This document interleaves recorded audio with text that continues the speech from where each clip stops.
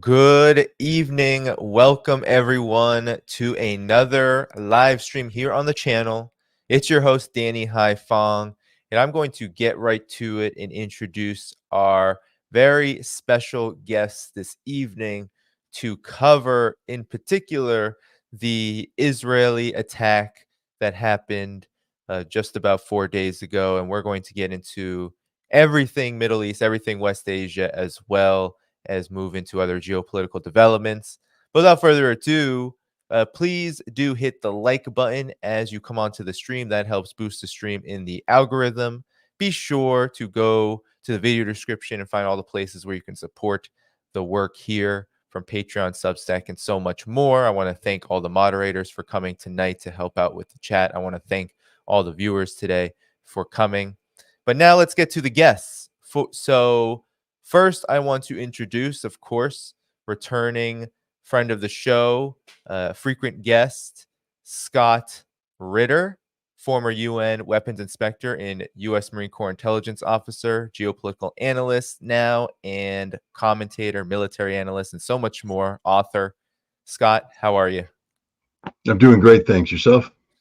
I am doing all right, especially because we have another returning guest. It's been far too long. Former CIA analyst and co-founder for the Veterans Intelligence Professionals for Sanity.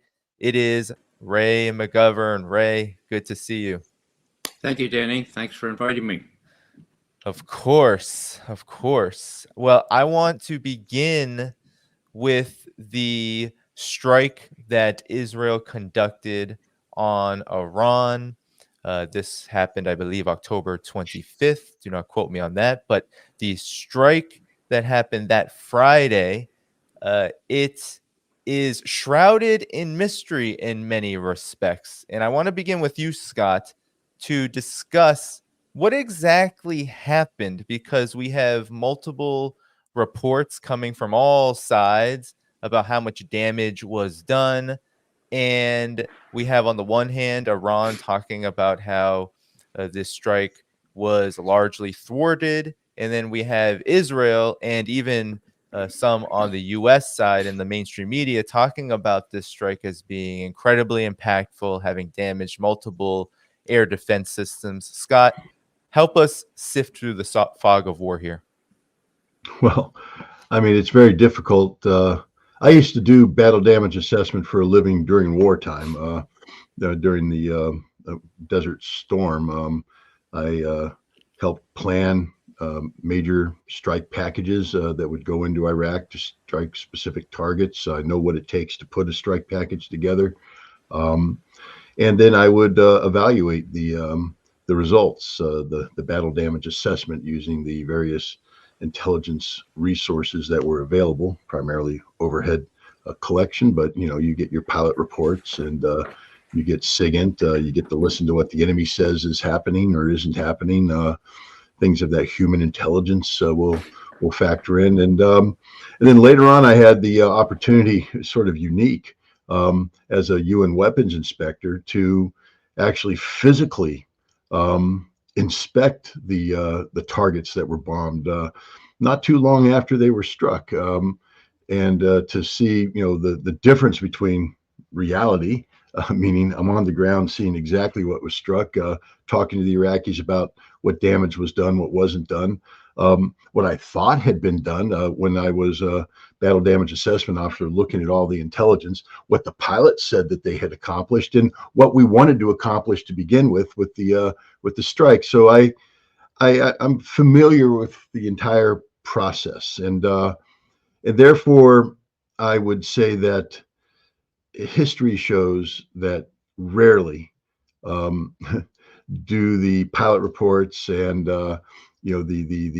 statements coming from the people who put the package together ever correlate to reality.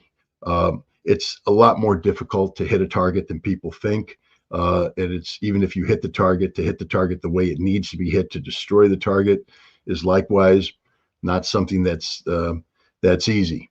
On the other hand, we also know that the people on the receiving end don't necessarily want to be honest and open about what happened either. They They don't want to admit if the enemy did get a hit in or something. You want to shroud it in secrecy. If the enemy got it wrong, likewise, you don't want to come out too much and say they got it wrong, because you sort of like to keep them, allow them to keep getting it wrong. And so, here we are Monday morning quarterbacking this from thousands of miles away with absolutely incomplete data sets. What we can say is that from what we have been able to piece together through various reports, the Israelis launched a strike package of about 100 aircraft. The vast majority of these aircraft were probably missile carriers. According to the leaked intelligence, the weapons of choice for the Israelis were air-launched ballistic missiles, either the ROCs, which is a Raphael system, or one of the Sparrow series. It looks like it's the Blue Sparrow, which is a derivative of what's called the Steel or Silver Sparrow, developed by the Israelis to replicate Iranian Shahed-3 missiles. But either way, these systems aren't designed to be carried to the target. They're designed to be launched far away from the target. And it appears that the Israelis made no effort to penetrate Iranian airspace with their aircraft. That what they did is they launched 3 waves of strikes. The first wave and probably most of the second wave were designed to neutralize air defense systems, so that the third wave could go in and hit a target set. The intelligence talks about 16 what's called Golden Horizon, which appears to be the Blue Sparrow air-launched ballistic missiles. These are probably your long-range systems that are ideal for striking targets in and around the capital city of Tehran. Before the strike happened, I wrote a paper which I speculated that that the target deck could either be related to ballistic missile production, which would have some relevance, meaning that the Israelis could say we're legitimately striking those targets which produced the missiles that had been fired at us, so this is a legitimate attack, or a decapitation strike, playing on Netanyahu's words about wanting to replicate in Iran what had already been done in Lebanon, the assassination of Nasrallah, etc. But either way, this is not the huge, game-changing, earth-shattering attack that Netanyahu had been promising. He had been saying that we were going to rock Iran's boat. This was going to be something that would cause the whole world and the whole region to wake up.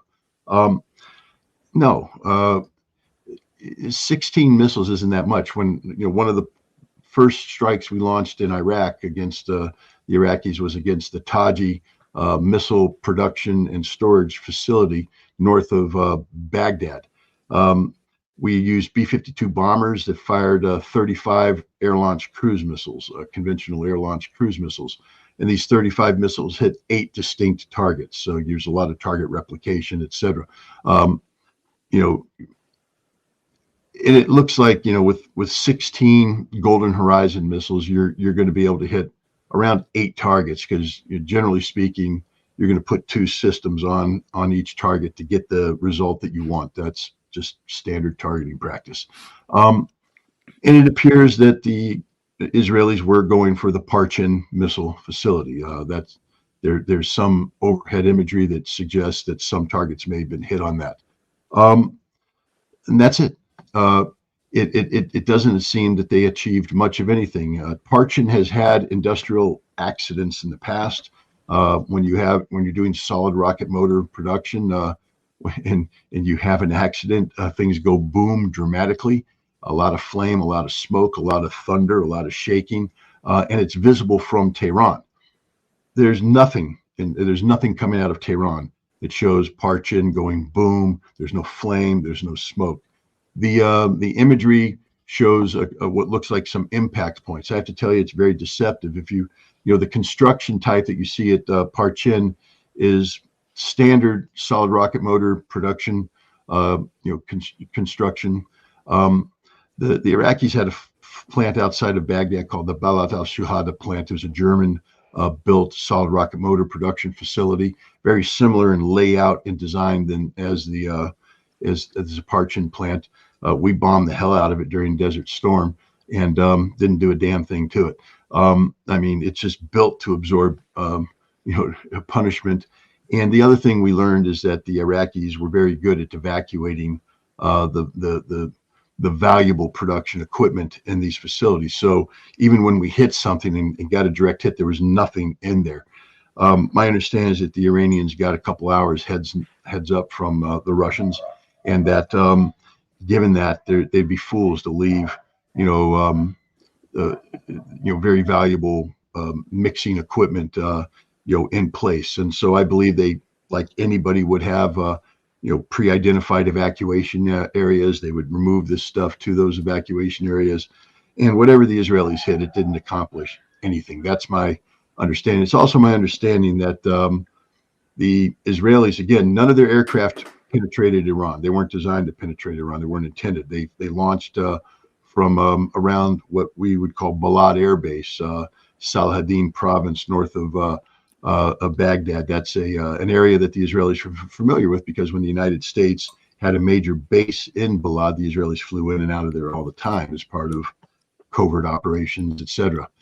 So they're familiar with that operation. They had their F-35 combat air patrol overhead, and the F-35 is supposed to be stealthy. And it's my understanding that the Iranians locked onto the F-35 with an unidentified system, either an S-400 or an Iranian indigenous radar. And it scared the you-know-what out of the Israelis, because you're not supposed to be locking on to an F-35. And the Iranians went, hello, we see you, we're here, and we could shoot you down if we wanted to.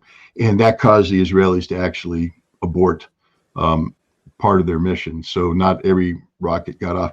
This was not a successful strike for the Israelis. All the evidence points to this being that. When you read the media, and I'll leave it here, you just see the stupidity of the people that are crafting the pro-Israeli narrative. One of the things that are saying, in addition to knocking out all of the S-300 radars and all the Iranian radars, they say, and this was the Israeli plan. By knocking out these radars, they've made it impossible for Iran to launch future ballistic missile strikes against Israel, because they can't guide their missiles to their target without these radars. And and on Twitter, everybody's going, yeah, Israel. Oh, and I'm like, you guys don't know anything about ballistic missile guidance and control, do you? Because that ain't how it works. But it just shows the ignorance that's out there. I think Iran came out of this looking pretty good. I don't know how many systems they shot down. I don't know how many they jammed. But I can say with a high degree of confidence that very few of the targets that they were intending to strike were struck. And if they were trying to take out the Parchin ballistic missile production facility, they failed miserably. Ray, I wanted to bring it to you with this question, given what Scott has said and given this attack that Israel launched on Iran. You were a CIA analyst and you have briefed presidents. I'm curious on what you would say to the current president. I know that Joe Biden is having his difficulties in many respects, however, with cognition and other things. But what would you say to, I guess, the Biden administration, those who are looking on at this, trying to understand what's going on? And what would you tell them about this strike and how they should proceed, given this broader context, too, of what has now been multiple Iranian and Israeli, back and forth with these kind of strikes, and it seems the situation is escalating? Well, Danny, that's a good question. Here it is, 2024. What Scott was talking about was 1991 Desert Storm. Now, during those days, there was an independent interagency group called the National Photographic Interpretation Center that was manned mostly by CIA, but also DIA and other photo interpreters. And you could pretty much rely on that group to tell you the truth. Why? Because CIA ran it, and CIA in those days was not supposed to have any special glint on things, okay?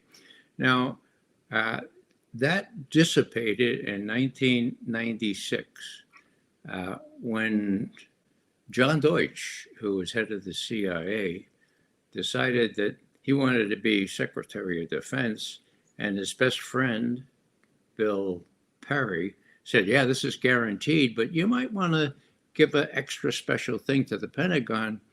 So John Deutsch, the head of this interagency group, which was part of the CIA administratively, gave it kit and caboodle to the Pentagon. Why? No one ever came up with a better idea than that he wanted to ingratiate himself with the Pentagon. Now, why is that big? Well, now the Pentagon is running the assessments. Okay, now the Pentagon, before Iraq, who was doing photographic and other satellite photography, infrared, multispectral radar interpretation? James Clapper. Who picked him? Well, he got in there because Bobby Gates knew he'd do what he was told. What was he told? Find weapons of mass destruction. Now you don't have to take my word for this. Read Clapper's memoir. He goes into this business about all the pressure he faced mostly from Vice President Cheney to identify possible sites that could have weapons of mass destruction. And we identified 132, and we looked at them, and we couldn't really find any. And so in the end, because the pressure was so heavy, and I was part of this, I acknowledge my role. Well, in the end, we found things that weren't really there. He says that in his book. So they found things that weren't really there, weapons of mass destruction, that my colleague, Scott, did everything he could to tell people, whatever, that there were none there. There was a phony thing to go into Iraq. Well, I make that point because now we're in 2024. 1996, 2024, you don't have an independent photo or satellite imagery interpretation center. You have something that works for the Pentagon. What does that mean? That means it works for Austin, Secretary of Defense Austin. And what are they going to tell him? Well, there's going to be a lot of pressure on these folks to tell them what Austin wants to hear. And so you'll have somebody from this interpretation center write a memoir 20 years from now. Say, well, we told them this because we were leaned on hard to tell them that. In other words, there's no real reliance on objective assessments of imagery intelligence anymore, and that all goes to personal interests and just a willingness to sacrifice institutional interests. There is no independent imagery analysis group anymore. So what is Austin being told? What would I do? As you originally asked me, would I go down to what's left of NPIC, where the photo interpreters and satellite analysts work, and I would talk to them directly. What do you see? What's going on? Okay. And then I would read the reports that they're forced to issue, and I'd compare them, and hopefully they'd be the same, but they're probably likely to be different. I would tell the president what these experts told me, not what their managers told them, because the managers are likely to tell the president what they want to hear. Now, I was really glad to hear Scott's recapitulation of what went down. When we formed Veteran Intelligence Professionals for Sanity, the reason for the sanity word was that email was just coming onto line then. Okay, we're talking 2002 or so. Okay, and so here we are working alone. I'm in my office, and Scott's in his, and Larry Wilkerson is his, and we have it's not collegial anymore. You don't like if I say, hey, I think Cheney is lying through his teeth here. Well, what do you think? You get a sanity check, right? You get a sanity check. No possibility of that. So we did this all by email. Now we don't even have time to do it by email. I haven't talked to Scott like the way we used to do in comparing these things, because Scott is interviewing all the time and I'm interviewing half the time. Okay. So what I'm saying here, Danny, is you perform a real good service bringing us together. I hearing for the first time Scott's latest recapitulation of what happened, and now I'm going to offer my own. And it's a little bit different, but not very much. On October 1st, we had that very widespread attack by Iran. They showed that in ordinary circumstances, Israel should have felt deterred. Deterred, right? Not by nuclear weapons in Iran, but by hypersonic missiles that cannot be defended against, okay? They shot up that airfield real good, okay? I don't know what the president was told about from the bomb damage assessment, but we know that many of those missiles hit that airfield, right? So that's the first. Now, the 2nd of October, Netanyahu and you all get up and say, my God, we're going to strike, we're going to strike. And somebody says, yeah, we're going to strike. It's going to be so bad. It's going to be a surprise at the end of it. We're going to neuter these people, right? Okay. Well, nothing happens. And then we have Yom Kippur. And people say, oh, well, it's probably because of Yom Kippur. You know, they wouldn't do it on Yom Kippur. But then Yom Kippur passes. So here a media analyst or just a political analyst looks at all these things and there's got to be an explanation as to why they haven't done this damn thing, okay? And then the 18th comes, and there's those 2 leaks, major leaks, very embarrassing leaks of what the Israelis were doing in terms of preparing for this thing. So then we finally get the attack, and it's very, very measured, as Scott said, or very not what anybody expected. So why? I go back to what I thought originally, and that is that the Israeli army doesn't want this kind of widened war. U.S. Army certainly doesn't want it. And has the U.S. Army, has the Pentagon some kind of record in standing up on its own 2 feet and having the kind of cojones to go directly to the president or to Sullivan and say, look, this is crazy? Yes, they do. When was that? Oh, that was about 7 weeks ago. What happened? Well, Tony Blinken wanted to give permission for people to use longer range missilery against the inside of Russia, okay? Not a lot inside Russia, but enough to cross what we thought was a red line that Russia had set. And he was all set to do that. And then the Pentagon said no. They said no the day before in an open press conference, okay?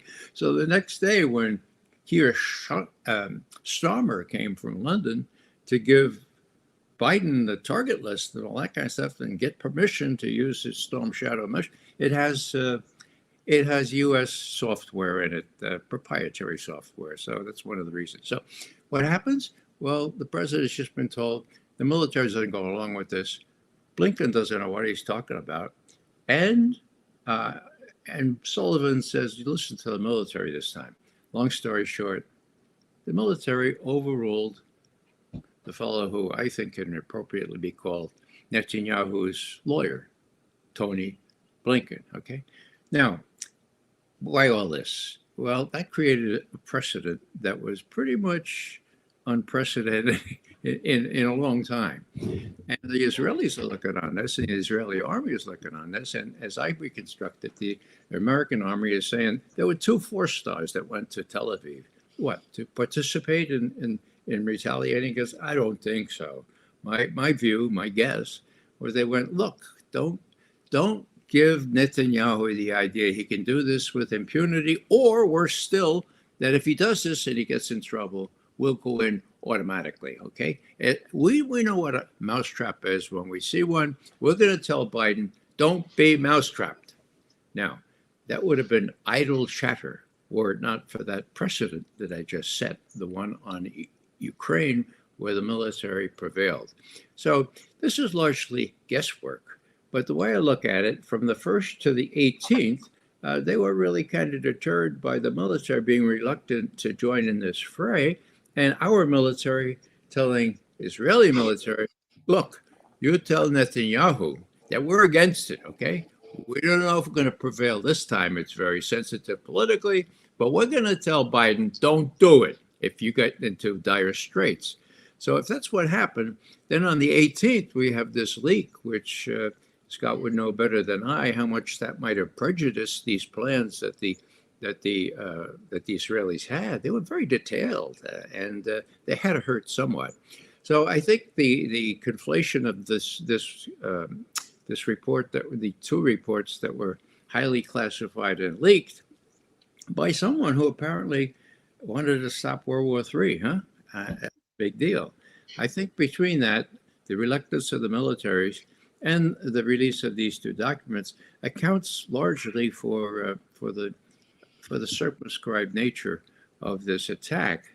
There's one other thing. There's a rumor going around that there were supposed to be 3 waves, right? And the first wave sort of met the kind of conditions that Scott described, including, whoa, these stealth fighters, not real stealthy, you know. Maybe couldn't even go trick-or-treating tomorrow, you know. They're not that stealthy, right? And that the last 2 waves were canceled. Now, that comes primarily from Alistair Crook, who's no slouch on these things. So I haven't heard any confirmation of that. And again, this is sort of a sanity check. Scott, could you give me a sanity check on what you think of what Alistair was told?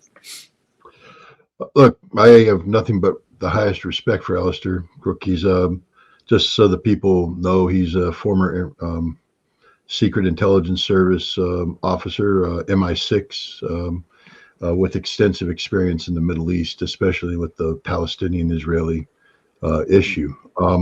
He has impeccable sources in the region, and so if he says that he's told something, you sort of say, okay. I mean, it's like getting it as close to from the horse's mouth as possible. So there's no reason for me to doubt what he's saying. I'd be interested in learning more about what these, waves are trying to do.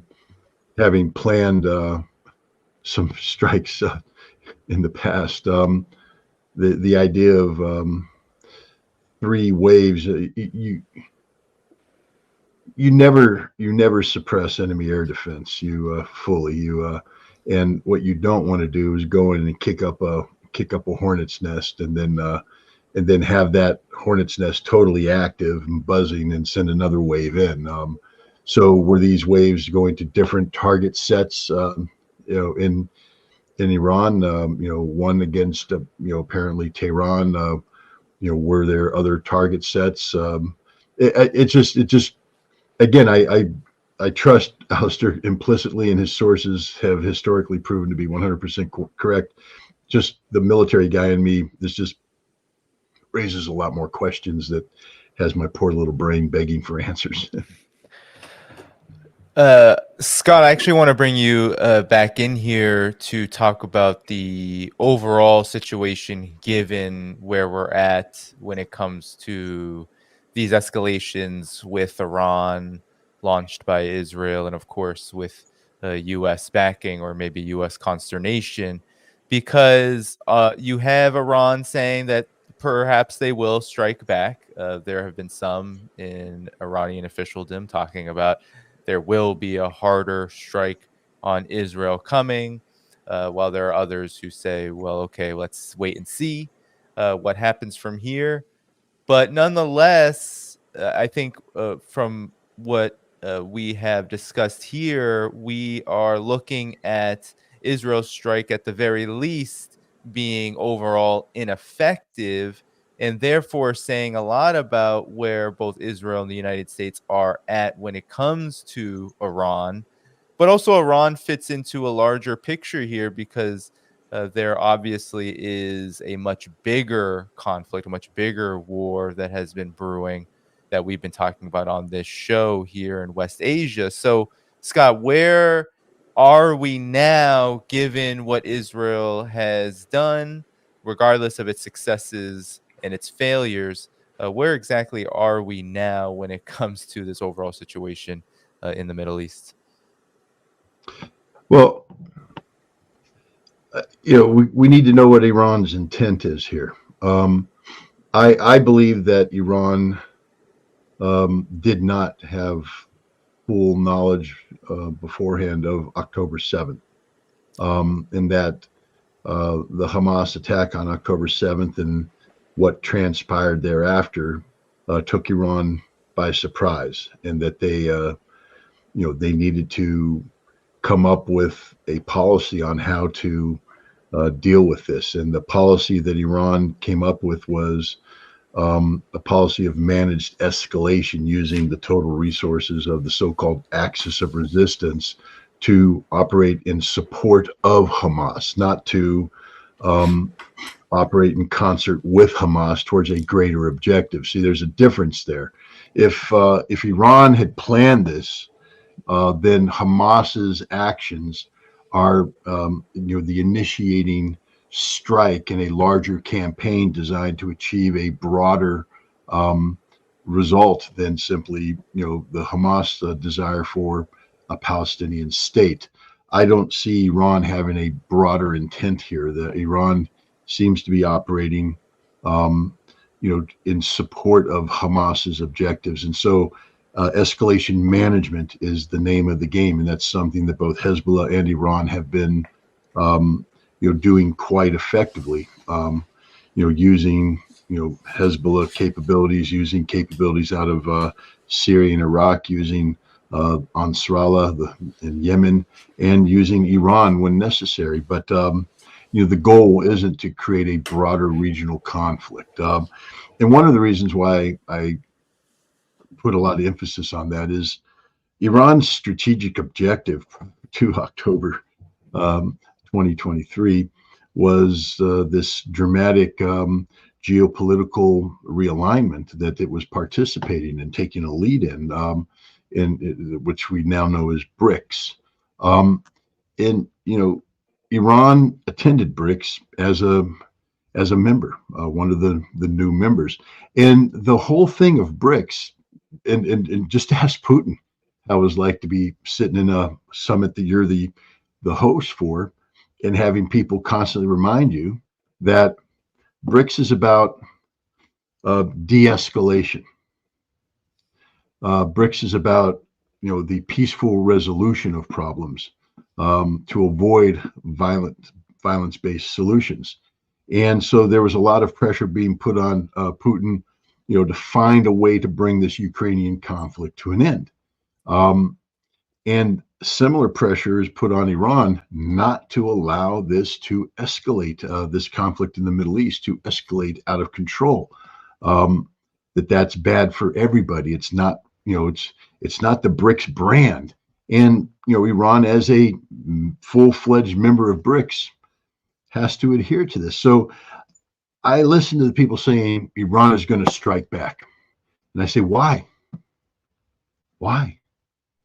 What's in it for Iran? Deterrence? They've already established that. Iran proved without a shadow of a doubt that it can strike any place in Israel it wants, at any time it wants, with whatever capacity it wants, and it will hit the targets that it wants to hit. They've proven that. Israel does not have a missile defense shield, either on its own or in coordination with the United States and European allies, that is capable of stopping Iran's ballistic missiles, especially when employed the way that Iran does, with mass attacks using missiles of varying degrees of technology and the tactics, separating warheads, decoys, maneuvering warheads, hypersonic missiles. All of this together overwhelmed the Israeli defense systems, and Israel couldn't stop the attack.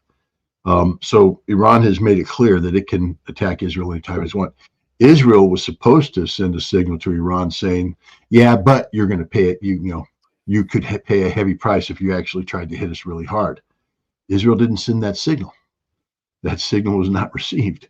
And so the Iranians, they don't have to convince Twitter. They don't have to convince Telegram.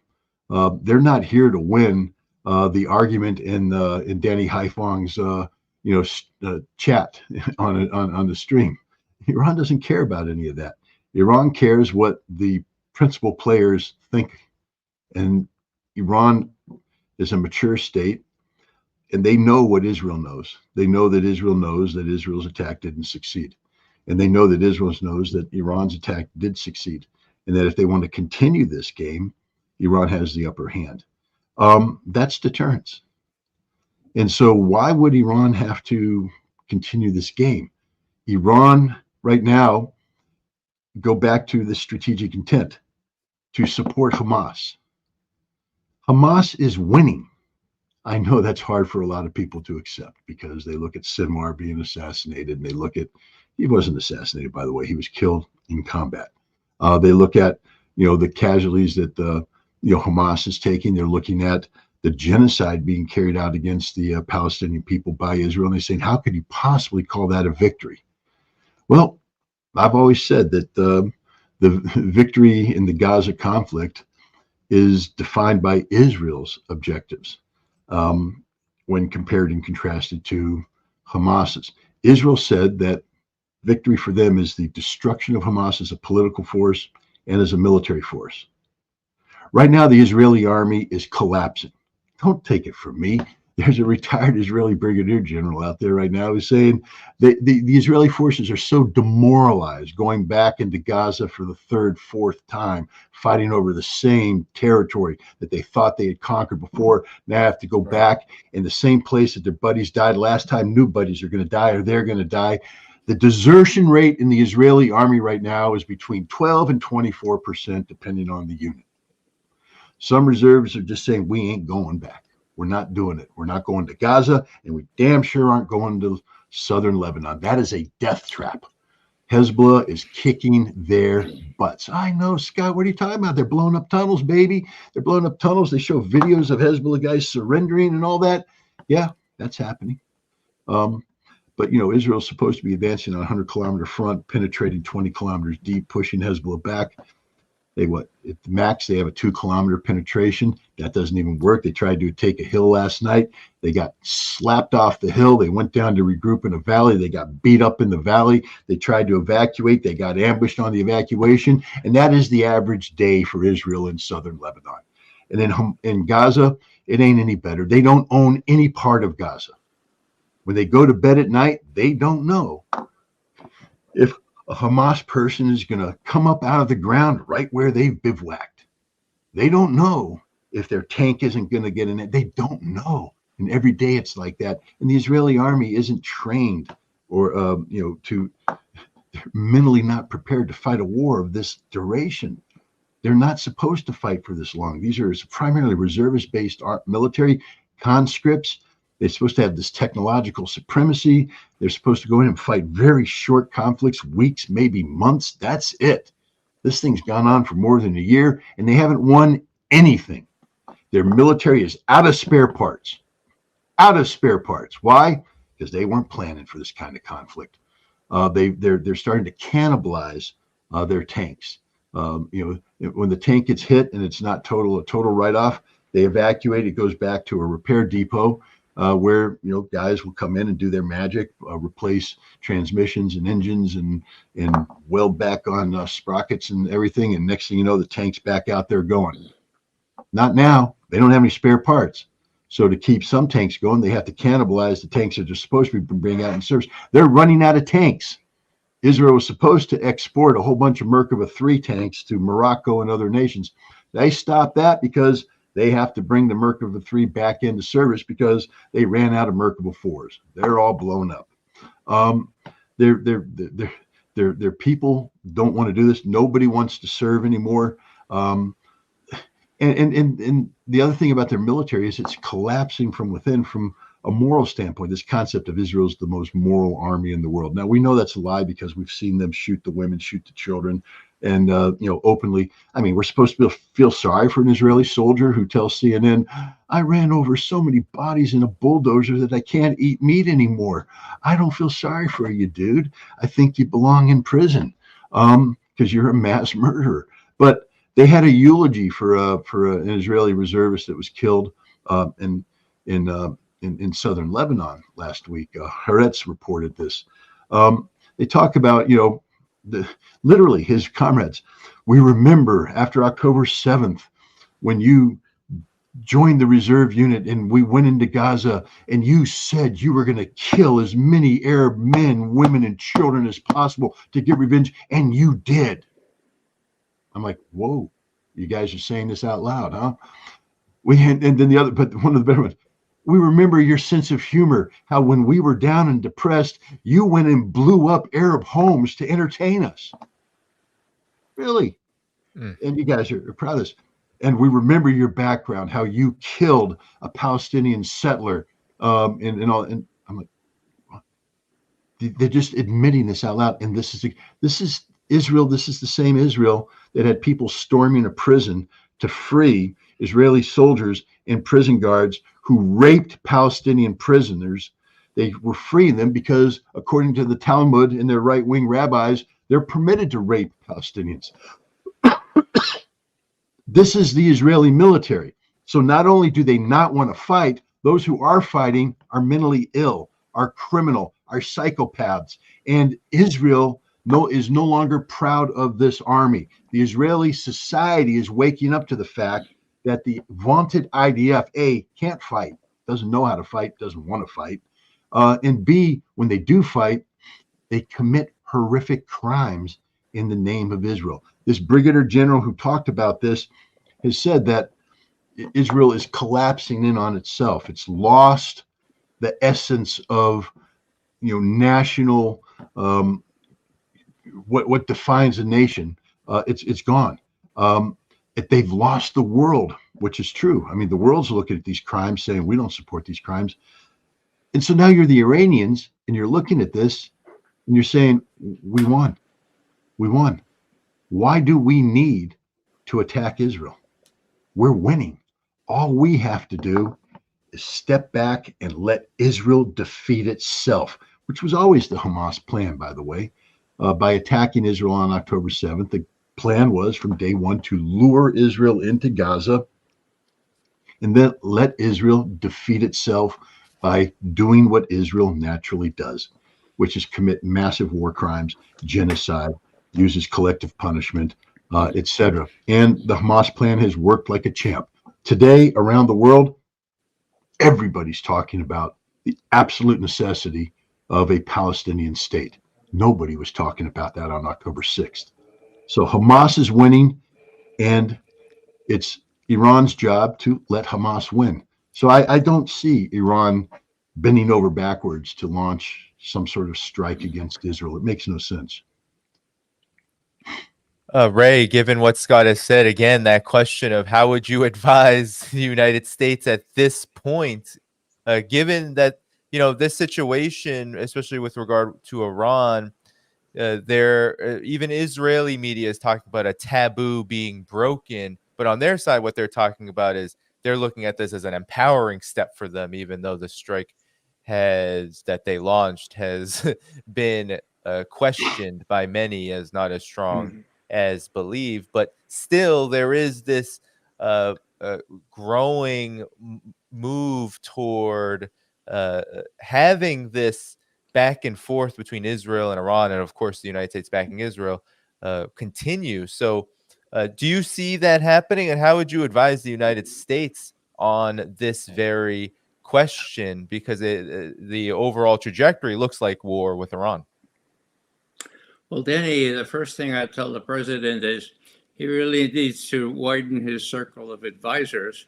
I have a good friend named Ritter, I think. Yes, Scott Ritter, who knows a lot about this stuff, has been in war, and he could tell you about Hamas, and he's dealt with the Israelis at great.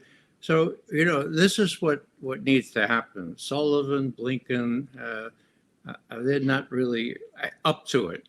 The president or whoever's running the presidency now needs to hear the real scoop.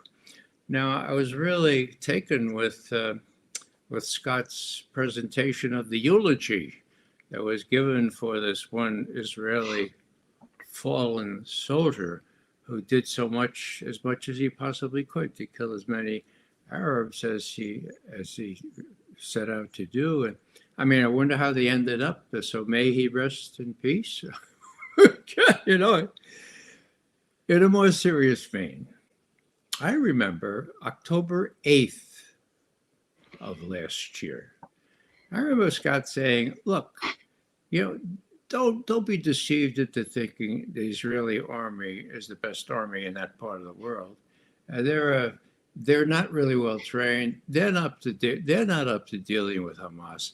Without the weapons we give them, they're nothing. With the weapons we give, yeah, they can blow up blocks of apartments and they can do a lot of bombing, but they can't prevail in Gaza, and this is why: A, B, C, D, E." So I compliment Scott now. I'm not saying, as I said on October 8th, or as I told people on October 10th. I mean, he had it right.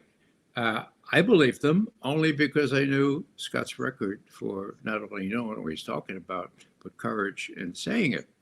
So let me go back now to some of the stuff about Iran.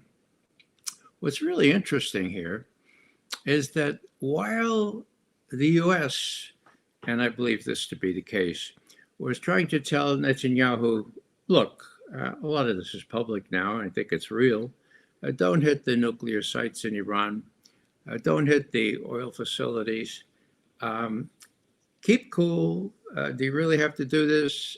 Don't get us involved in a regional war, all right? Well, that was going on.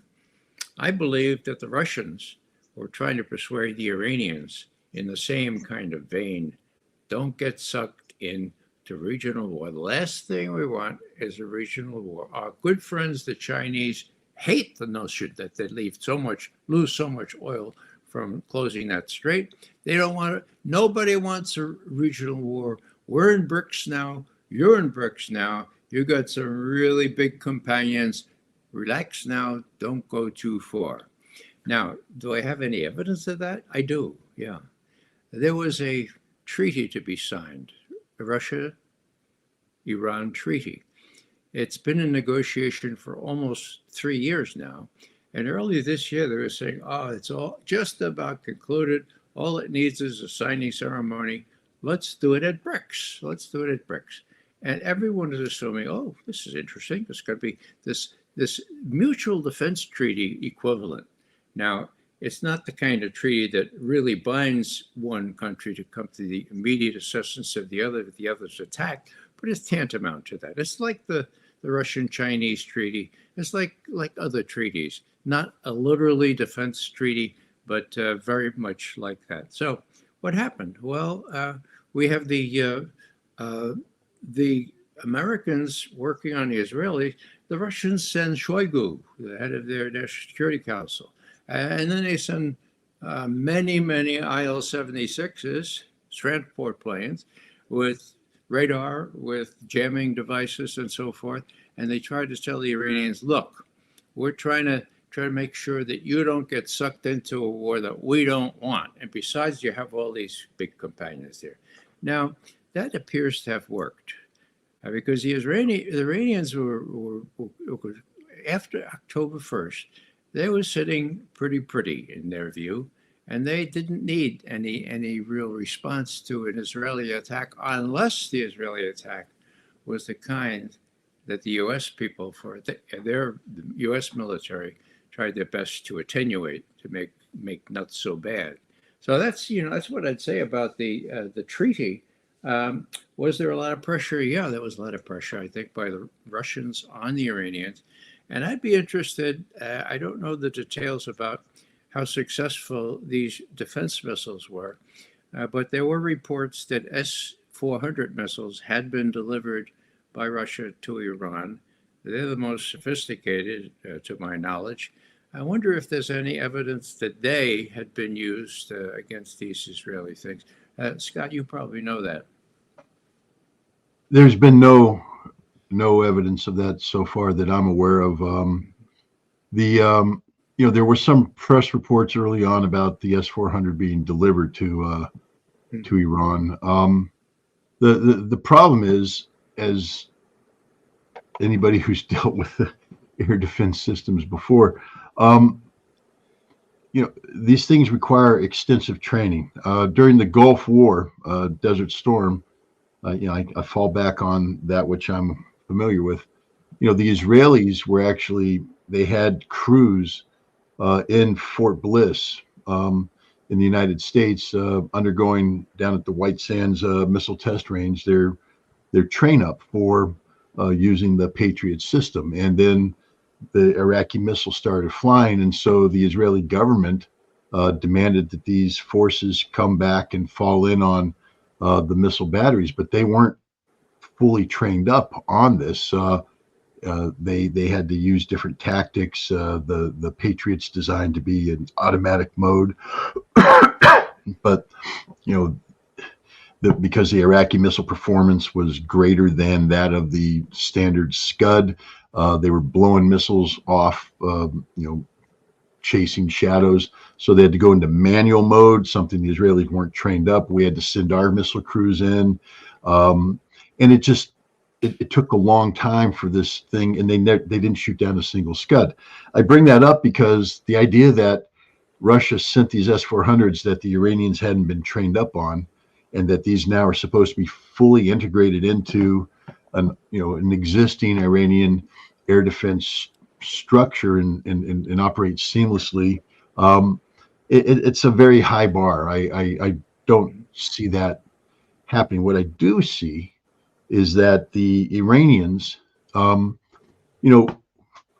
they don't necessarily need the S-400. The S-400 is a great upgrade, and I'm sure they want it.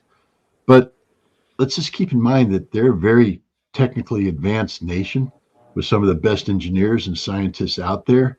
There's a reason why the Iranian teams tend to place in the top 10 in the top 5, sometimes in the top 3 at the International Math Olympics, because they're just damn good. These are the guys that follow. We have a drone. I think it's the RQ-176 or something like that, nicknamed Beast of Kandahar. It's the drone that looks like the B-2 bomber, the flying wing. And it used to operate out of Kandahar in Afghanistan and fly intelligence missions in Afghanistan against Pakistan. It was the one that was flying over bin Laden's compound during that takedown.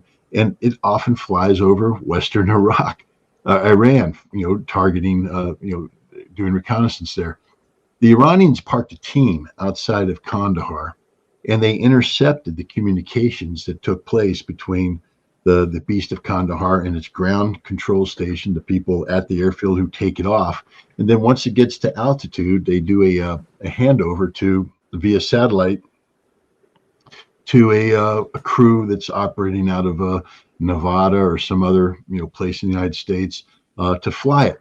And the Iranians captured this communications, and at the appropriate time, when the plane took off and did its turnover, the Iranians jammed the satellite signal, put in their own signal, did the handshake, and took over the aircraft, and then flew it to Iran, landed it, and then they owned it.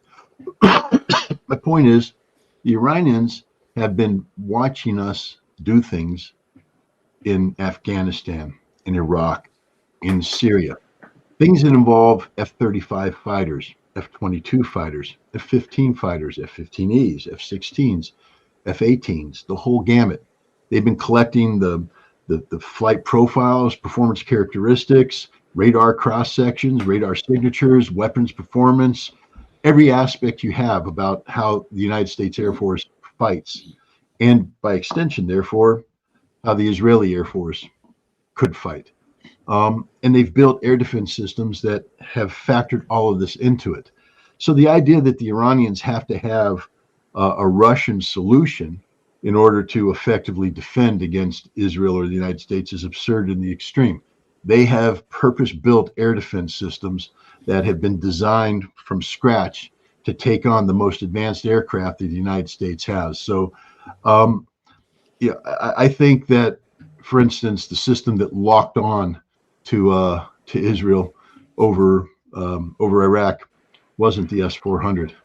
I think it was an Iranian system that the Iranians have been developing specifically for the F-35. And again, they know all about the F-35 because they've watched it fly in Afghanistan. They've captured all the signatures associated with that aircraft. And they've watched it fly in Syria.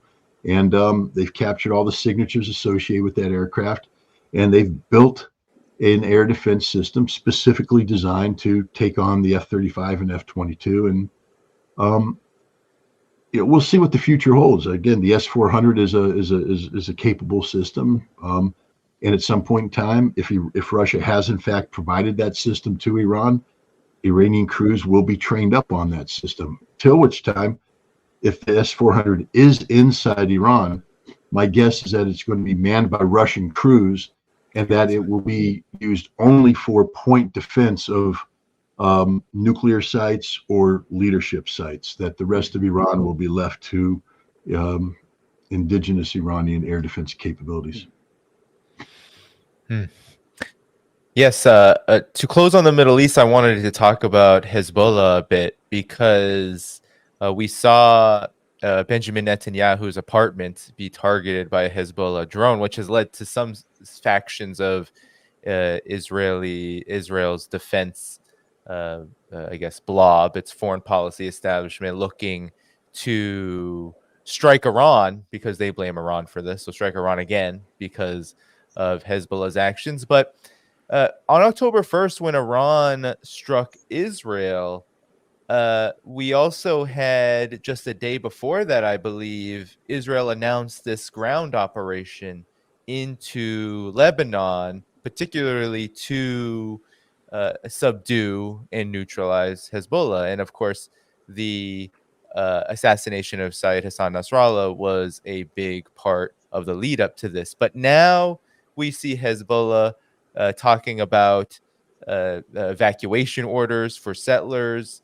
We know that Hezbollah has not been defeated, and now Israel's also talking about wrapping this ground operation up. And I believe now there's talks about a ceasefire, which confuses me a bit, because Israel has been very much avoiding any kind of ceasefire of any kind throughout this whole period after October 7th, 2023. So maybe I get you and Scott first about the overall military situation, as well as what you know about this ceasefire conversation when it comes to Lebanon, because Israel has been bombing Lebanon, displacing over 1 million people, killing several thousand, and yet Hezbollah has not been defeated, and this ground operation has been an ultimate disaster, it seems. Well, I mean, I'll go real quick. Look, Israel had hoped that by killing Hassan Nasrallah, by neutralizing Hezbollah's senior leadership, by paralyzing middle management with this pager, this ingenious yet criminal pager and radio attack, that Hezbollah was a ship without a rudder, and that they would be able to come in and make short work of the Hezbollah forces in southern Lebanon, push them back north of the Litani River, and then cause the collapse of Hezbollah as a viable resistance organization, thereby diminishing its attractiveness as a political movement in Lebanon, and effectively nullified it. That was the objective. They also, again in typical Israeli fashion, took this objective, and they said, but we're also really doing this to get the 60,000 Israeli settlers who have been compelled to leave their homes because of the ongoing violence to return home. That this is all about the return of the settlers home. Israel's just been wrong on their assessment of Hezbollah. Yes, they took out the leadership. Yes, there was some momentary chaos when you have 1,000 guys go down with injuries from pagers, but not a single settler has returned home. Moreover, tens of thousands more are going to be evacuated. Hezbollah has not been defeated. Like any mature military organization, they have extreme resilience. You have every commander has a deputy. You kill the commander, the deputy steps up, and that deputy has a deputy. You kill the deputy steps up. I mean, anybody who's been in the military knows that. Kill the colonel, you get the lieutenant colonel. Kill the lieutenant colonel, you get the major. You have to kill a couple majors, and you're going to get the senior captain. You kill enough senior captains, you get junior captains, then you get first lieutenants, and you get second lieutenants, then you get the first sergeants, and it never ends until at the end of the day, a lance corporal is going to step up and take charge, and then the war is over, because once the lance corporals are in charge, nobody can beat the Marine Corps. But Hezbollah is that way. They have depth. They have tremendous depth charts. They have deep bench, and they've recovered, and they are rocking and rolling. Their military capabilities have not been destroyed or diminished. They're rocketing Israel on a daily basis, not haphazardly, not doing what Israel is doing to the Lebanese people, collective punishment, etc., hitting military targets with great efficiency. And now they're telling the people of Kiryat Shimona, leave, not because we're going to blow up your homes, because the Israeli military is using your village, your town, as an assembly point, and we're now going to rain death and destruction down upon them. This means that not only has Netanyahu failed to return to 60,000, he's now going to have 20 to 30 additional thousands of Israelis leave their homes. This is a strategic defeat for Israel across the board. The ceasefire is an act of desperation. The ceasefire isn't linked at all to what's going on with Hamas. The ceasefire is Israel and Hezbollah. Israel is begging Hezbollah to stop fighting because it's out of control. As I said, their military doesn't want to do this anymore. The Israeli military is starting to refuse orders. You're seeing a revolt of the generals saying, this is unobtainable. We can't do this. And so it's an act. Hezbollah will not accept the ceasefire. I can't speak on behalf of Hezbollah. I'm not affiliated with them in any way, shape, or form. But Hezbollah, why would you accept this ceasefire? You're winning. That's what people don't understand. Hezbollah is winning. How can they win, Scott? They lost Nasrallah. Nasrallah doesn't matter. Never did. Nasrallah admitted it himself. I am a dead man walking. I am a living martyr. They are trying to kill me, and one day they will kill me, and it doesn't matter. None of these lives matter, because once we die, others will step up. The resistance movement will never be defeated, because it's not about a person. It's not a cult of personality. It's about an ideology. It's about a belief. And the Hezbollah faithful are as committed to their mission as anybody. So they're not going to accept a ceasefire. They are going to continue doing what they're doing until which time Hamas emerges victorious. And Hamas's victory will be judged by the creation of a Palestinian state. And then what happens to Netanyahu is the real question here.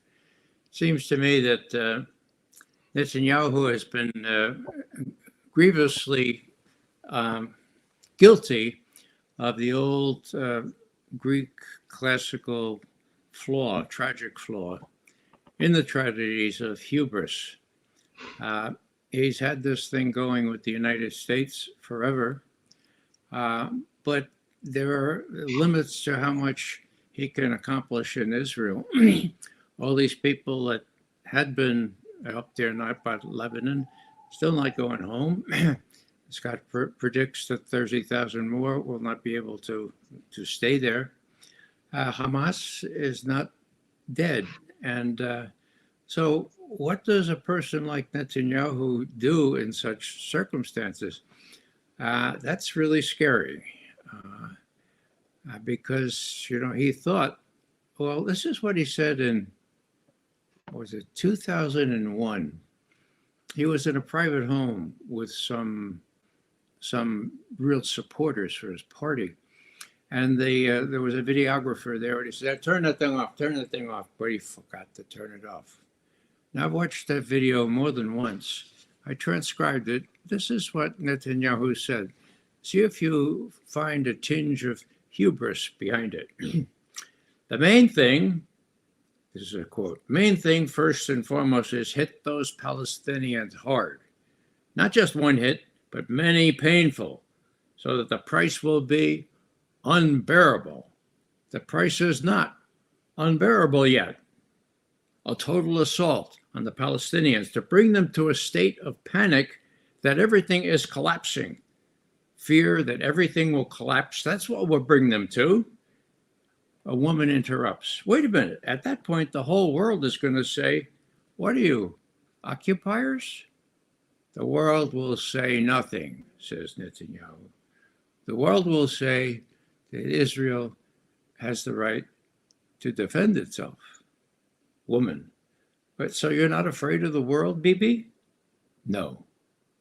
Quote, especially now with America. I know what America is.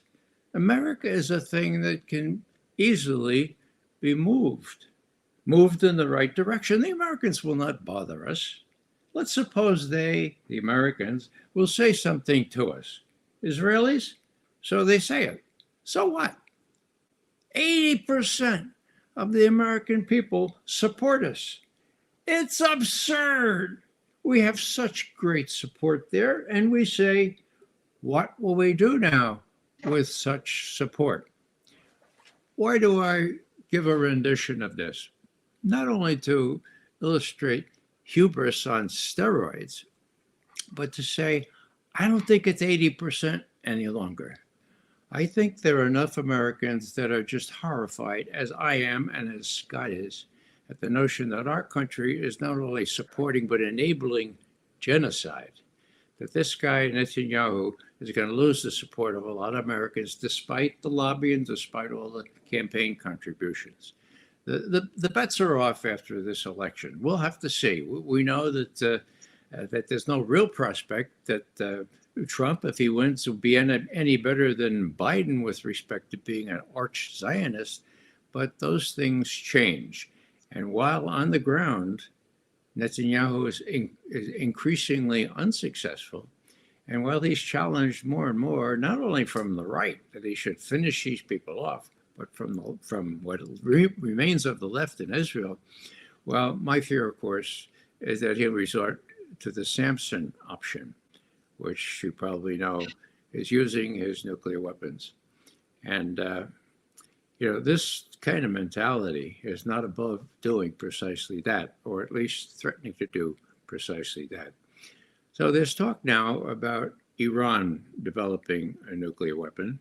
As I'm sure you know, Danny, and Scott has written, they're very close to being able to do that. It's been an anomaly for 20 years as to why they haven't done that. But it was a national intelligence estimate in November of 2007 that said they stopped working on a nuclear weapon in 2003 and had not resumed work on a nuclear weapon. Some reputable scholars, like some reputable scholars, say they never were working on a nuclear weapon. Okay, so will they do it now? Well, there are voices within Iran that say, well, maybe we ought to do that. That's the guarantee. I don't know what they'll do. This fatwa, the religious edict against it, is reversible. It comes from Khomeini way back then. So I don't know. I'd ask Scott. Scott, do you think that the Iranians will feel the need to reverse the fatwa and go ahead and do what's necessary to construct a nuclear weapon with, as opposed to the nuclear material, which they're very clear to having? They have the enriched uranium all set to go. What do you think, Scott? Under what circumstances would Iran actually start working on the nuclear weapon part of the nuclear force? I believe the fatwa has already been reversed. The reason why I say that is that the conversation that's taking place in Iran is being done within the circles of people who advise the supreme leader. It's not, like, in the United States where, you have a think tank here and a think tank there and a think tank here speculating. When you have a former foreign minister who currently sits on the Expediency Discernment Council, which is a close advisory body to the supreme leader, saying that the fatwa is reversible under certain circumstances, and these circumstances have been met. You don't have somebody who, is that close to the supreme leader talking about something that's the exclusive purview of the supreme leader, the fatwa, and talking about it being reversible unless that conversation's already been had with the supreme leader and a decision has been made under which circumstances the fatwa would be reversed.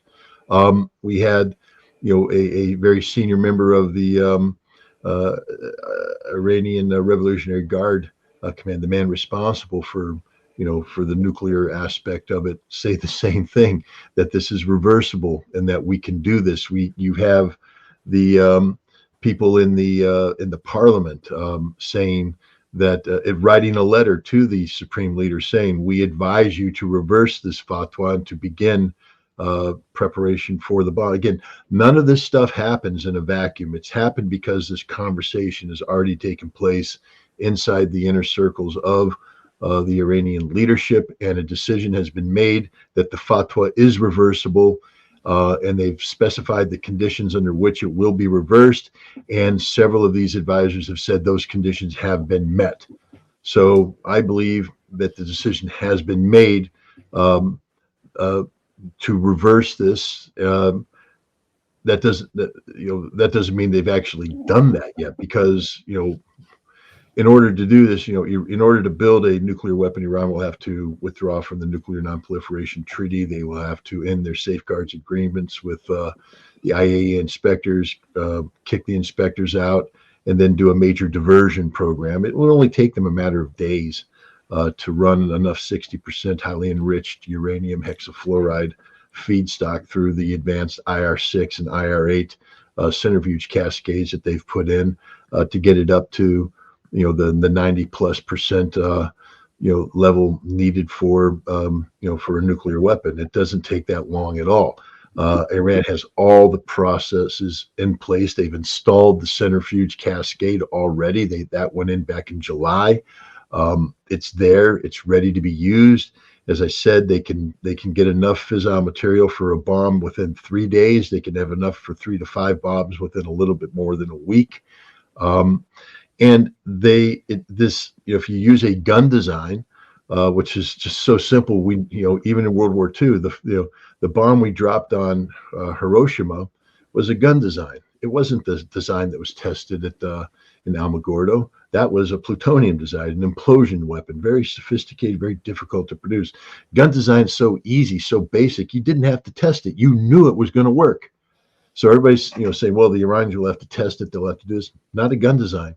And a gun design will take 75 to 150 pounds of high enriched uranium. You can turn that into a weapon. Let's say you use 100 pounds of 125 pounds of highly enriched uranium. You'll need a weapon of around 600, 800, 900 pounds that'll go on a warhead. The Fatah 2 warhead can carry a 900-pound payload. So they already have a missile capable of carrying a gun size design. Now people say, well, Scott, the gun design that we dropped on Hiroshima weighed a lot more than that. Yeah, but again, the Iranians aren't stupid. The gun design that we used in 16-inch shells weighed 600 pounds. So I'm here to tell you right now that it's possible to build a 20 kiloton gun uranium bomb that can fit on an existing warhead design of an existing Iranian missile. And we already saw that the Iranians can hit any target they want to in Israel anytime they want to.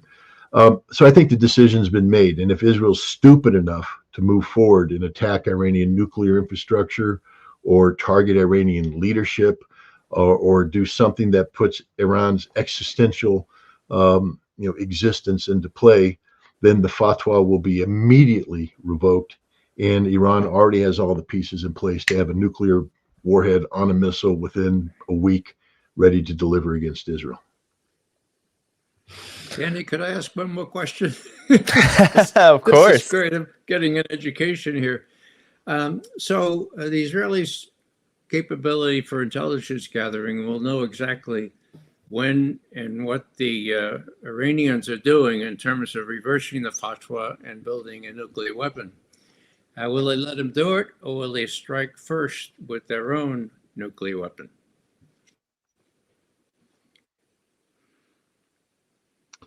That's the $1 million question. I think the Iranians have built into their scenario the potential of an Israeli nuclear first strike. What many in the West don't realize is that at the end of when we invaded Iraq back in 2003, you remember General Wesley Clark talking about a meeting at the Pentagon and the seven, that this was the first of going to be, a cascading, you know, reign of democracy coming down on the Middle East as regimes were overturned. And one of the governments that was up for target was the Iranian government. We wanted to overthrow them. And the Iranians were convinced that the United States, after they took care of Saddam, and maybe after they took care of Syria, was going to turn on and invade Iran. And so they went underground with everything. They brought in North Korean specialists, and they broke Iran into independent military districts capable of sovereign operations, meaning that if the United States did take out leadership in Tehran, these military districts will continue to resist on their own. They're self-sustaining, capable not just of defensive operations, but offensive operations. And everything went underground. And they designed specific capabilities, including their continuity of government. If you go to the Mashhad out west, it's an underground city built to survive an Israeli nuclear strike, an American nuclear strike. The Firdos nuclear enrichment facility is designed to survive a nuclear strike. And so my point is, I think the Iranians have built in resilience in this nuclear weaponization program, if it is activated, that allows it to absorb an Israeli nuclear strike and still be able to produce a weapon capable of being delivered against Israel. Moreover, and it's not talked about too much, Pakistan has let it be known through various channels that if Israel uses a nuclear weapon against Iran, a Muslim weapon will be used against Israel. You can read that any way you want to, meaning that I think what the Pakistanis are saying is, if Israel strikes Iran with a nuclear weapon, that's striking a Muslim nation, and Pakistan will never allow that to happen without consequence, and Pakistan will take Israel off the face of the earth. So it's the idea that Israel is going to be able to do things like this. The Samson option was never meant to be preemptive. The Samson option was meant to be reactive. As Israel is going down, Israel takes out everybody, just like Samson did in the Bible.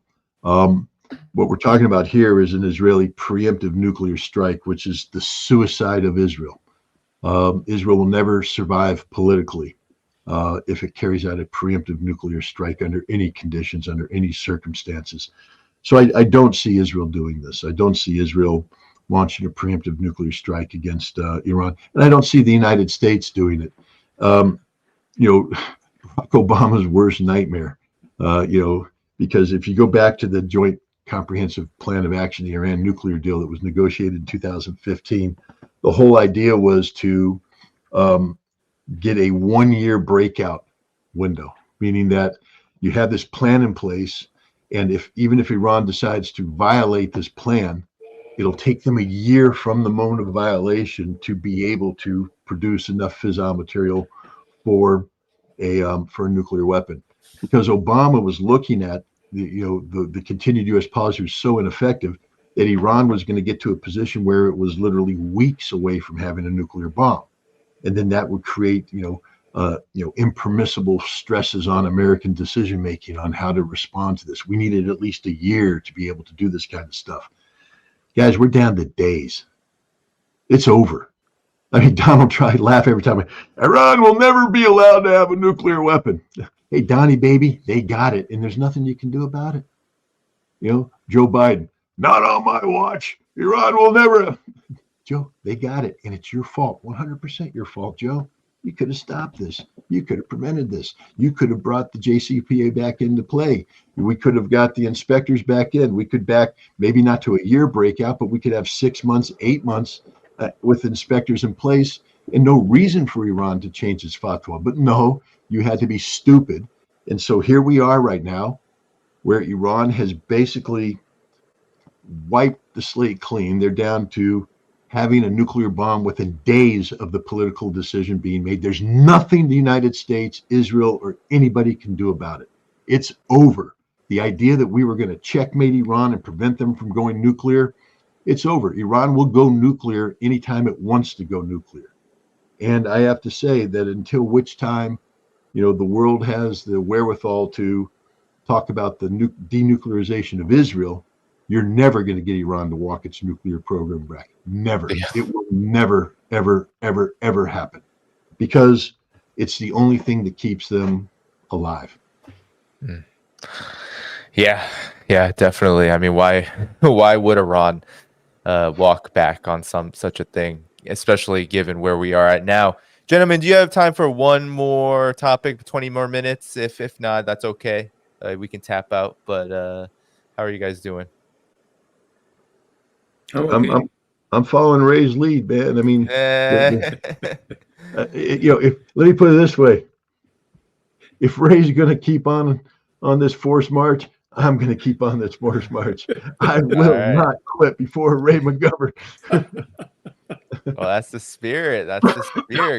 Great. Well, let's close this out on perhaps some of these bigger developments surrounding what's happening in West Asia. So in Ukraine, while there hasn't been as much talk about it of late, given how intense developments have become in West Asia, still there's all kinds of talk that I'm not truly understanding. For example, that forces from the DPRK or North Korea are fighting in Kursk alongside Russia, and of course, just the overall suicidal mission there continuing. Ukraine sending, I believe they're going to try to recruit over 100,000 more people to go to the front lines. And I'd be curious on the battlefield assessment there. But also, we just had the BRIC summit, which was historic in nature in many respects, not least because it seemed to disprove this whole notion that Vladimir Putin and Russia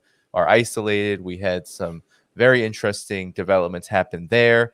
So whoever wants to go first, perhaps if we can tie these two things together, given the intense developments in West Asia, what should we be really focusing on when it comes to the ongoing conflict in Ukraine? And of course, this historic BRIC summit, which I think speaks to a broader change that definitely West Asia is included in the world order itself. Okay, the BRIC summit is the biggie. Okay, look at the statement, the agreed statement of some 133 paragraphs that came out of the BRIC statement. What did they say about Ukraine? Nothing. It was as though Ukraine was sort of a sideshow, a freak show off on the side of the circus. Okay, that's telling. These people have big business to do, and they're not really worried about how Ukraine comes out, because they know what's happening. The trajectory is, and has been for a year and a half now at least, in favor of the Russian troops. The Russians are winning. There's an air of delusion or illusion that makes people like Austin say, here's Lloyd Austin last week visiting Kiev. Putin has not achieved one single strategic objective. Moscow will never prevail in Ukraine. Well, I don't know where they get this. I mean, it was July of last year. Let's see, July 6th, that the head of the CIA said, Putin has already lost in Ukraine, man. The inefficiency of his troops had been laid bare for the whole world to see. Putin has lost. 6 days later, on the 16th in Helsinki, the president gets up and says the same thing. Putin has already lost, okay? Now, the problem with these guys is that they're never held accountable. In other words, when Bill Burns goes to testify in Congress, they say, now, Mr. Burns, didn't you tell us in July of last year that the Russians already lost? What do you say they're winning now, or what's going on? So bottom line is that this crew that's been around in our foreign policy has been wet behind the ears, has been poorly advised by military advisors. And I just feel very sorry for everyone involved, including the Ukrainians who've been led down the primrose path, and they're not going to recover from this. Now, what happens before the election? Doesn't matter. What happens on the election and after the election in our country, everything matters.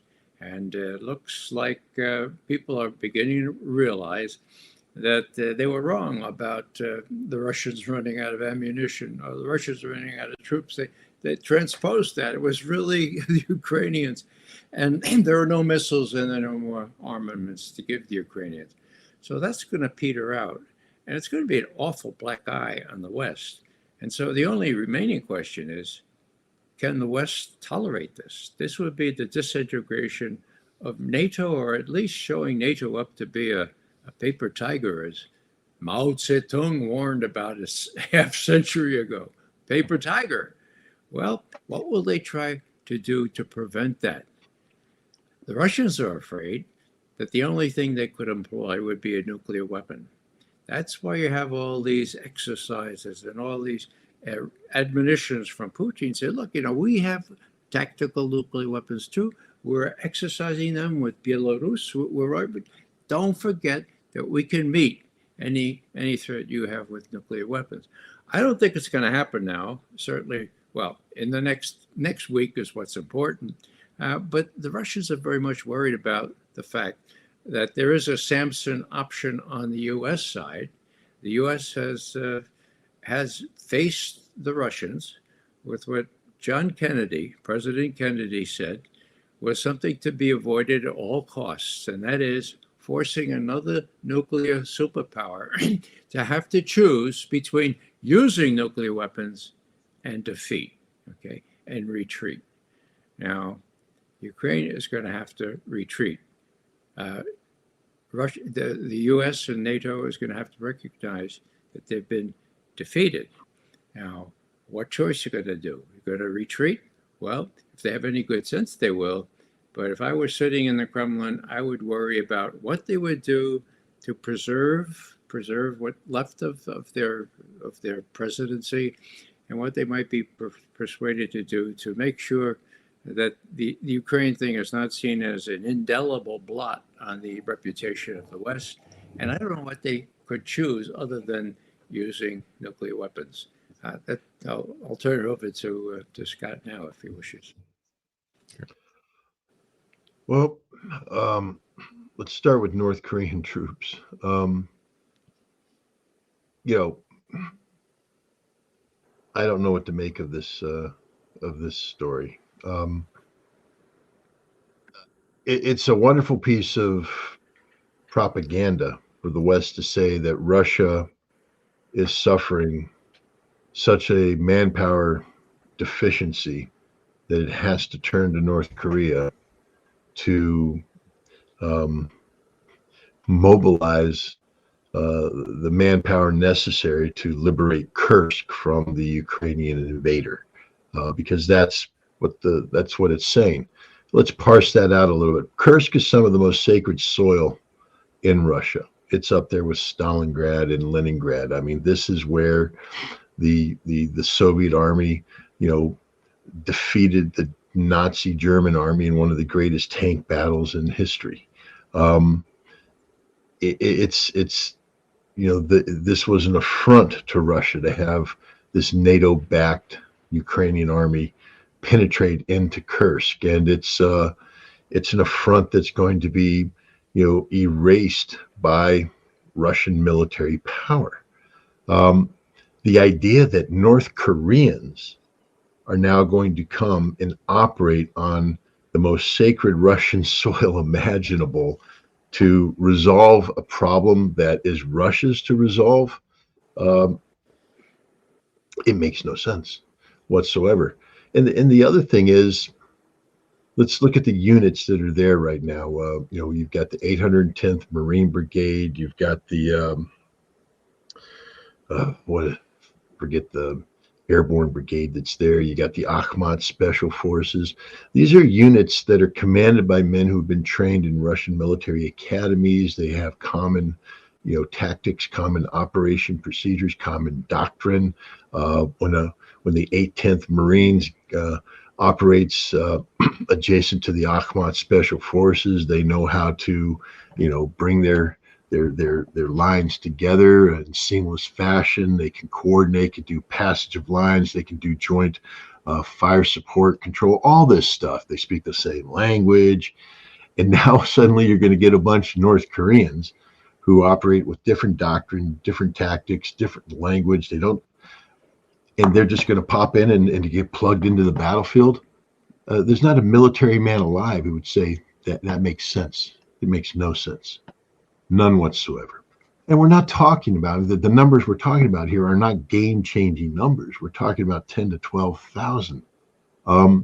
This is not the size of a force that's going to have a meaningful impact on this battlefield. So the whole premise is stupid. The whole premise is unrealistic. Now, of course, we may wake up tomorrow and find out that there's 12,000 screaming memes there from Pyongyang goose stepping into battle, and then I'll eat my shoe. But right now I just don't see it. It makes no sense politically. It makes no sense militarily.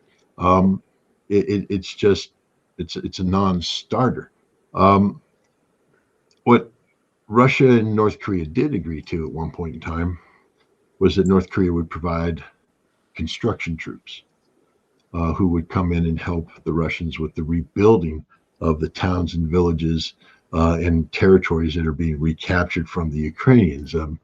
Most of which have suffered tremendous damage. Just take a look at the city of Mariupol and the struggle that Russia's had in rebuilding that city from this devastated wasteland into this modern city that's emerging.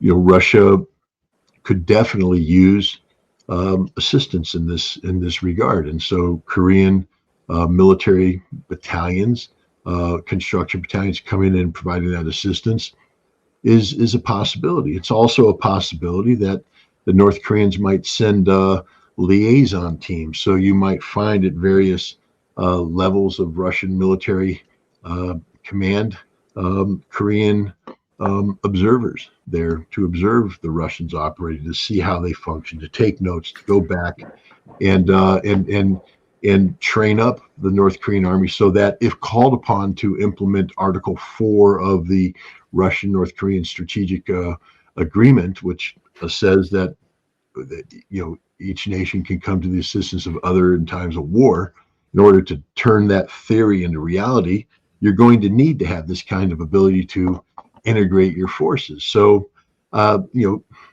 could there be a North Korean officer attached at the battalion level, brigade level, army level? Absolutely.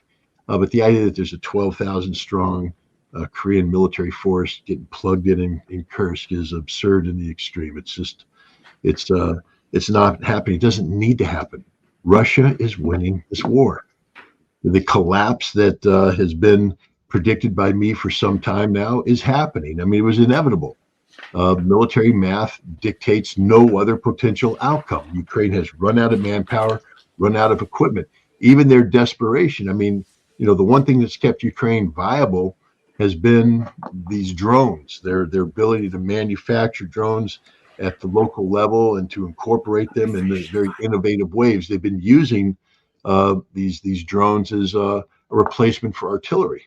But the problem is, nothing happens in a vacuum, and the Russians are very, very good at adapting. And what the Russians have done, after paying a heavy price in certain sectors where the Ukrainians just flooded in the drones and stopped the Russian attacks head on and caused the Russians a lot of pain. Drones don't operate on their own. They have to have an operator. That operator has to communicate with the drone, and there is your vulnerability. And the Russians have detected counter-drone capabilities now that are being brought to bear. And the most dangerous job in the Ukrainian military today is to be a drone operator, because it's almost a guaranteed death sentence.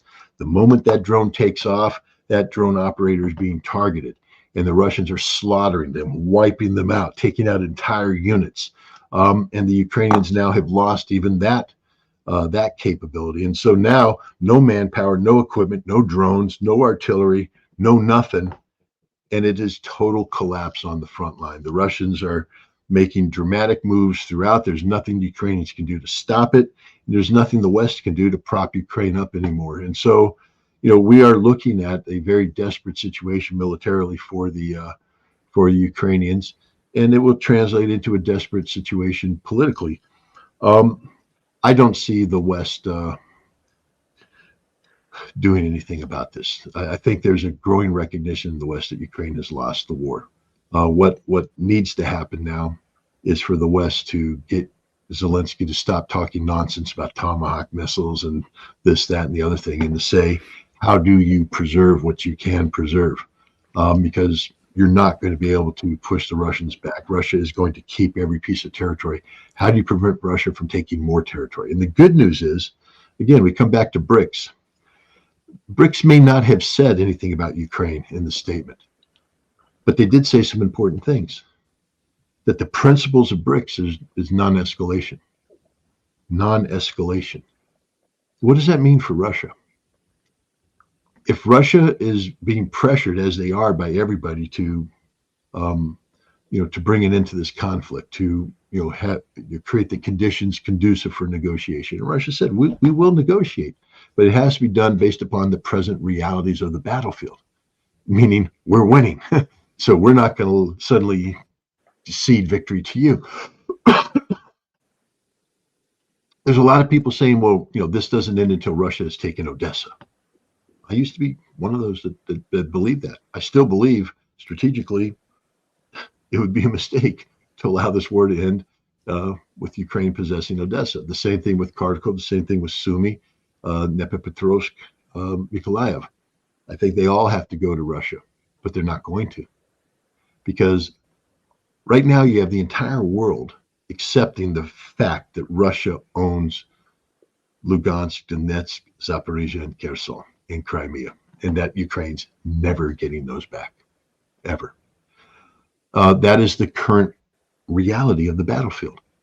And Putin hasn't come out and said, well, we have to have the following territories, because that's an escalation.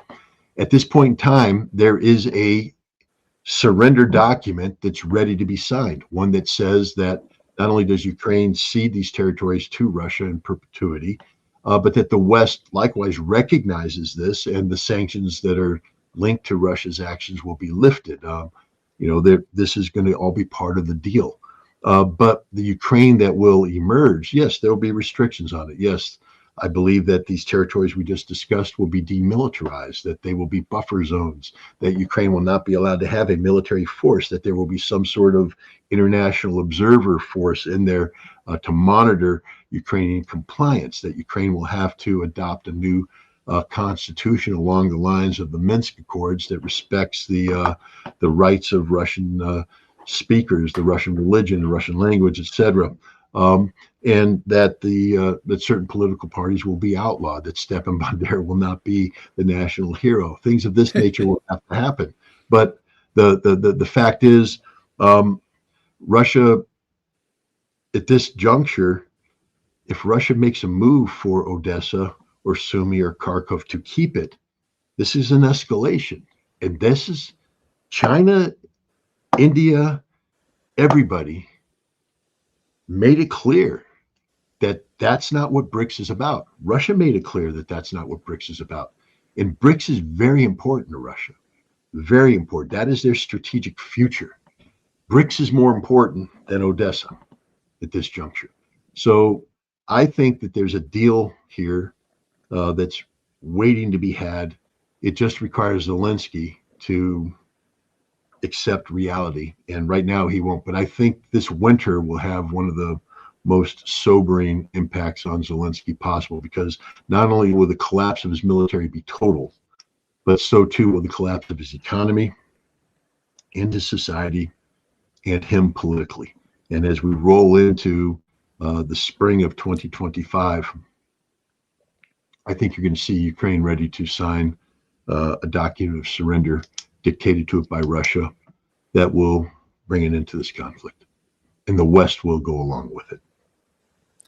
Ray, I wanted to give you the last word. Yes. Yeah, if I may, I thank Scott for his input there, and I agree with almost all of it.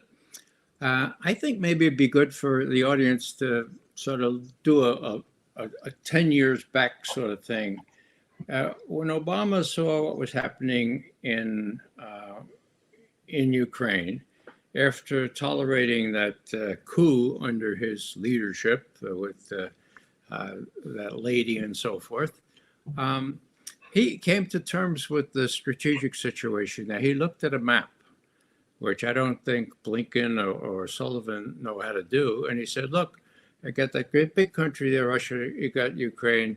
The biggest mistake we could make is to give Ukraine the idea that they could prevail in a fight against a much bigger, much more powerful, much bigger population, artillery, and everything else, Russia. Okay, so let's not give them that idea, and let's not give them offensive weaponry. Okay, and there was a deputy secretary of state under Obama who said, "You're absolutely right, Mr. President, because any arms we would give to Ukraine, the Russians would match, and then they'd double, and then they'd triple, and then they'd quadruple. So it doesn't make any sense at all." Okay, now who was that deputy Secretary of State? Anybody remember? His name is Antony Blinken.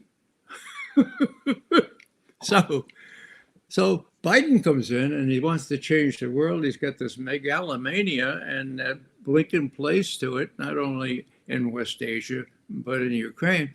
And these stupid things happen where we egg Ukraine on to weaken Russia, sacrificing, I used to say, the flower of Ukrainian youth, but a lot of those guys are almost as old as I am, for God's sake, fighting and dying in Ukraine because we want to weaken Russia. So what am I saying here?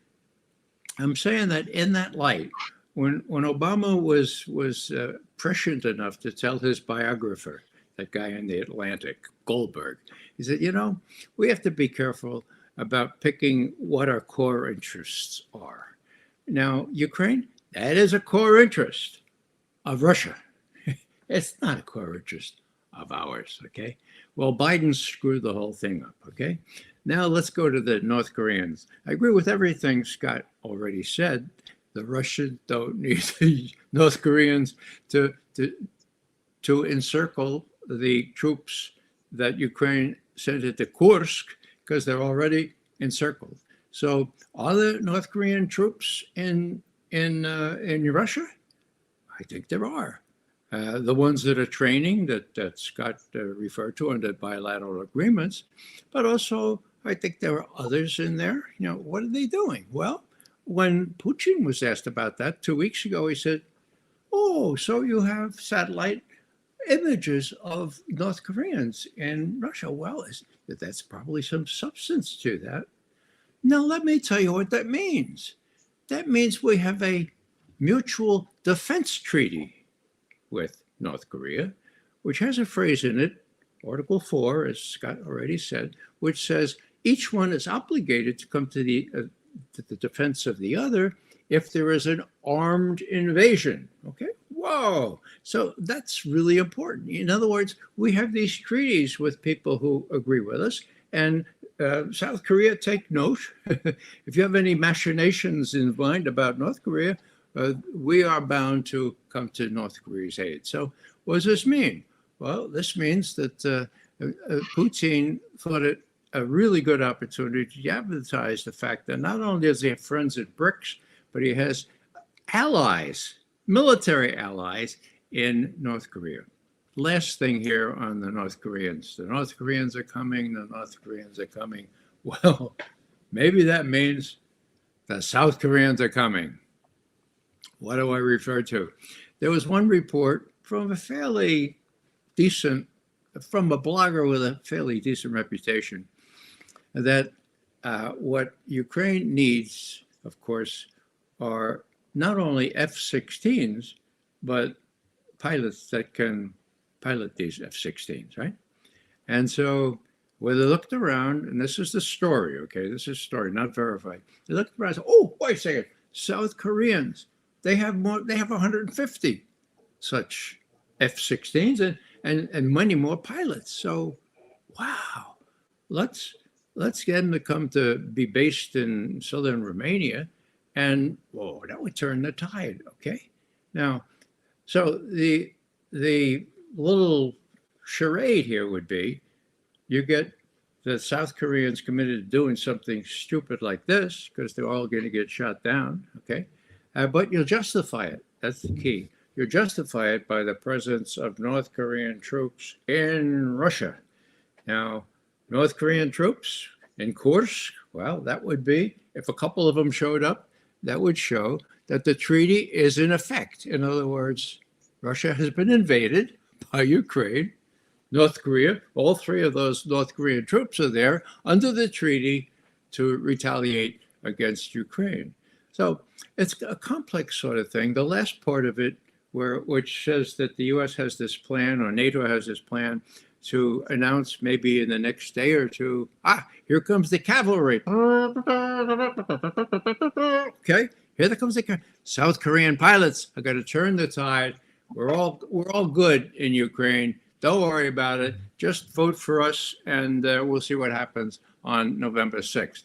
I don't think they're going to do that, the North Korean South Korean duet, but it's a possible late October or early November surprise. Unlikely, but possible. Well, gentlemen, certainly we have run the gamut here, and I just want to thank you both for coming on. I want to make sure that the audience knows now, as I put up the super chats, and I want to thank everyone who's given a super chat, that as you leave here, you can go to the video description and find both Ray McGovern and Scott Ritter's website, where you can find all of their work as well. But do you two have any closing thoughts before we head out of here today? Look, we got an election coming up next week, and it's not my place to tell people how to vote or who to vote for. I would just ask that people reflect on some of the issues that have been discussed here tonight. These are issues of existential importance to the United States of America, both directly in terms of the conflicts in Ukraine, the conflicts in the Middle East, the potential of nuclear weapons being used, but also the fact that the conversations like these are becoming increasingly hard to have in this day and age, that the U.S. government and its proxies in the mainstream media and the big social media world are trying to throttle down anything that promotes deviation from the official narrative. Free speech is very much under attack. So, I think you should be deeply appreciative to Danny Dhaiphong for having guests like Ray McGovern and to a lesser extent myself on here to promote, and engage in this kind of discussion. You've been empowered with information, and all I could ask is, if you're an American citizen, absorb this information, reflect on this information, and then vote accordingly when you get to the election poll on November 5th. That's your responsibility as a citizen, to participate in this experiment we call democracy. And again, how you vote is your business, and why you vote is your business. It's nobody's business. But just make sure that when you do make that vote, that it's an informed vote. And again, I want to thank Danny and Ray for helping empower people with knowledge and information. Thanks. And let me just say that I've never faced a more painful decision. And all the things that we talked about tonight are uppermost in my mind, except for two other things. And that is that Rita and I have 5 children and 10 grandchildren. We would like them to have a future where the air that they breathe is pure enough, where the water they can drink. Yeah. That's one thing. The other thing is that I'd like them to look forward to a future where people care about their neighbor, where people care about others, sort of a moral imperative. And I come out of a Judeo-Christian faith ethos, which includes Muslims as well. And I would point out that Hamas is very, very popular in Gaza, right? Okay. Yeah. Why? Because they shoot up Israelis when they want? No, because they have hospitals, because they have food banks, because they take care of the widow, the orphan, and the refugee, okay? Now that's what we're called to do, not only in the Christian scriptures, but in the old Hebrew scriptures as well. So that's how I'm leaning. I'm looking at what would be best for the widow, the orphan, and the refugee, not only in our country, but abroad. And I'm beginning to see for whom I should vote while holding my nose and just doing my civic duty. Thanks. All right. All right. Well, thank you both, everyone. You heard them. Put your thinking caps on. Critically think about what's going on. And be sure to go to the video description. Do click on their websites. Do save their URLs. Follow all of their work. Support them if you can. And go to the video description here, too, also to find all the places you can support this channel from Patreon, Substack, and so much more. Thank you to all the YouTube members. Thanks to all the moderators. Thanks to everyone who viewed tonight. Thank you to the Rumble community. I cannot forget Rumble. And without further ado, everyone, I'll be back in a couple days with Professor Mohammed Marandi. But until then, see you later. Take care. Bye-bye. Thanks.